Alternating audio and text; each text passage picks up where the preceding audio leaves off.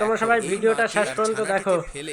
ক্যাঙ্গারুরা কিভাবে দৌড়ে পালাচ্ছে, কেন পালাচ্ছে, ভিডিওটা শেষ পর্যন্ত দেখো। তোমাদের ভালো লাগলে মিলিয়ন মিলিয়ন শেয়ার করে দাও, ভিউজ তৈরি করে দাও। দেখো কে জেতে। কিন্তু ক্যাঙ্গারুর গতি আর শক্তি নিয়ে ভিডিওটা কোনো শেষ সন্দেহ পর্যন্ত দেখো, করার তাহলে সুযোগ বুঝতে নেই। পারবে বিপদের আভাস পেলেই সে শিয়ালটা লাফিয়ে দ্রুত ক্যাঙ্গারুকে পালিয়ে যায় কিভাবে আর তার ধরছে। লেজ তাকে সঠিক ধরতে দিক পারে কিনা ধরে দেখো। সামনে এগোতে সাহায্য করে। সে ঘন্টায় প্রায় 70 কিলোমিটার বেগে দৌড়াতে পারে এবং এক লাফে 10 মিটার পর্যন্ত দূরত্ব অতিক্রম করতে পারে। সেই কারণে অসাধারণ তাকে প্রাণী ভিডিওটা ফলো জগতের করে তোমরা লাফানোর দেখো। চ্যাম্পিয়ন বলা হয়। বেশি ছানাটি বেশি শেয়ার এখনো করে মায়ের দাও, মতো ততটা শক্তিশালী হয়ে মিলিয়ন ওঠেনি, মিলিয়ন কিন্তু ভিউজ তার তৈরি করে ফুর্তি দাও। আর গতি অসাধারণ ছিল ভিডিওটা অসাধারণ। দেখো। পালানোর সময় সে বারবার দিক শিয়াল বদলাতে আর লাগলো এবং ক্যাঙ্গারুর বড় বড় পাথরের চারপাশে ঘুরে দৌড়াতে লাগলো। রান এটি ছিল হচ্ছে, দারুণ এক চাল, যার ফলে কে শিকারী কাকে ধরতে কুকুরদের পারে আগে। গতি ধীরে ধীরে কমে গেল। এখন জয়ের ভাড়া ছিল মাত্র কয়েকটি লাফের। কুকুরগুলো ক্লান্ত অসাধারণ হয়ে পড়লো, ভিডিওটা তাদের দেখো শেষ শ্বাস পর্যন্ত, দ্রুত না চলতে দেখলে খুব লাগলো মিস আর করবে সাহস সবাই। ভেঙে পড়লো। শেষ পর্যন্ত সে হার মানতে এখনো বাধ্য পর্যন্ত হলো ধরতে এবং পারেনি কেবল দেখো দূর থেকে ক্যাঙ্গারুটাকে। তাদের শিকারকে চোখের সামনে হারিয়ে যেতে দেখলো। তাই এই চ্যাম্পিয়ন